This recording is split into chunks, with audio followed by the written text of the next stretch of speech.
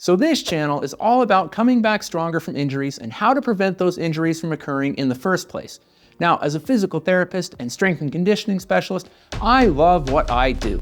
And few things in life give me as much joy and satisfaction as helping others avoid and overcome the physical issues that prevent them from living the active lifestyle they want to achieve. So I thought I'd make this short video on 3 essential rules or principles that you can employ in your active lifestyle pursuits to help ensure that you minimize injury, allowing you to pursue the physical activities you enjoy and find meaning in.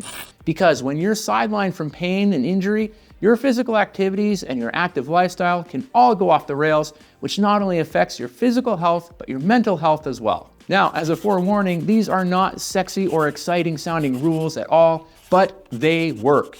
And so as I run through them, ask yourself what each rule means to you, what it might look like, and how you can incorporate each one into your life to ensure you get the most out of them. And the whole premise of me presenting this video to you is to provide ways in which you can stay physically active and pain-free and experience a more fulfilling life. And as such, I do not care if these rules are not sexy, I just care about if they work, and I promise you they do. So here they are. 3 unsexy rules that will enhance your training longevity, your physicality, and ultimately your quality of life.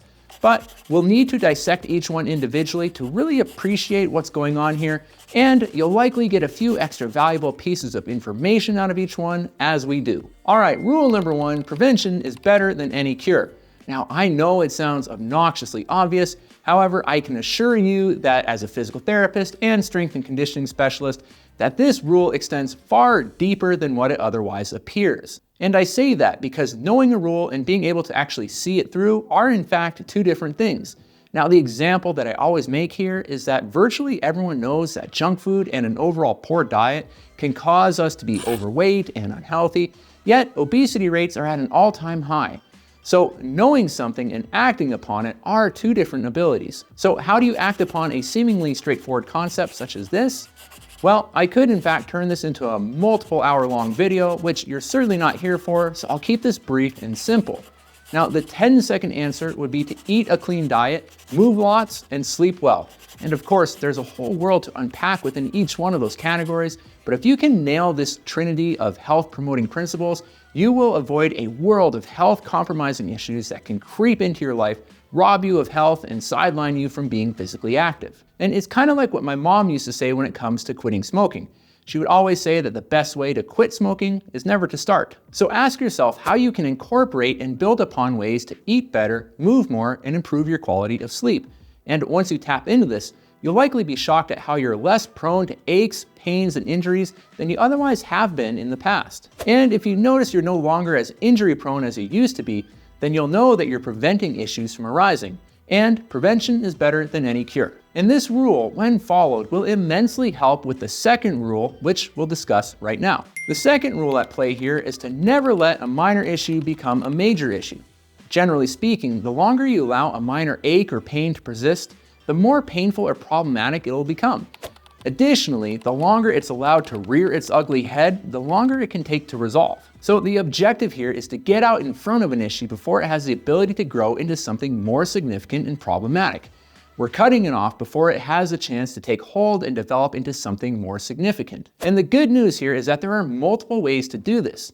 Now, the best way to do it can certainly vary depending on the specifics of an issue and the overall scenario, but it's really the concept that we're addressing here. Sometimes it's as simple as modifying your activities in a way that prevents the aches or pains from arising, and other times it might be doing some extra stretching or specific movements and exercises that can help resolve the issue. Again, from a conceptual standpoint, making the effort to stamp out little issues before they're able to grow into more significant problems can cut down on all sorts of lost time with activities that you want to partake in. And this keeps you moving in ways that not only keeps you physically healthy, but keeps your spirits elevated and keeps you mentally healthy as well.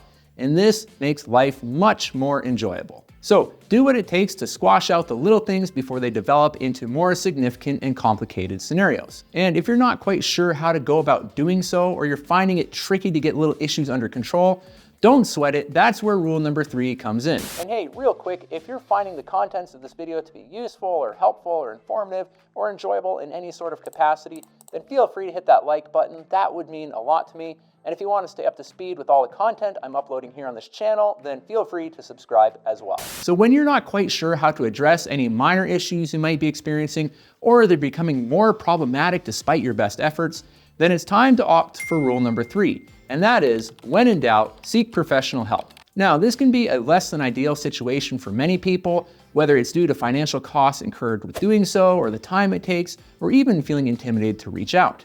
However, if this is something that's possible for you, I can't stress enough how critical it can be to do so, as professional guidance can make a world of difference for optimizing your recovery. And yes, getting treatment from any qualified professional can be immensely helpful, but if nothing else, having them provide guidance and direction with your situation can be worth its weight in gold. And now, I'm not here to tell you who to go to. So long as you feel that the person you're getting treatment and guidance from is qualified, has your best interest, and is someone that you feel that you can trust, then you're likely in good hands. So don't be afraid to act on this third, unsexy but profoundly helpful rule when you're not sure what an optimal path forward looks like for getting any issues under control. Now, I told you that these wouldn't be exciting or sexy tips, but they don't have to be. They just have to work. And I promise you that they do, but you'll get the most out of them if you ask yourself how you can best implement them and individualize them into your own pursuits. So take a bit of time to do so, and your body will thank you. All right, everyone, keep looking after yourselves, keep looking after one another, keep making great things happen, and I will see you in the next video.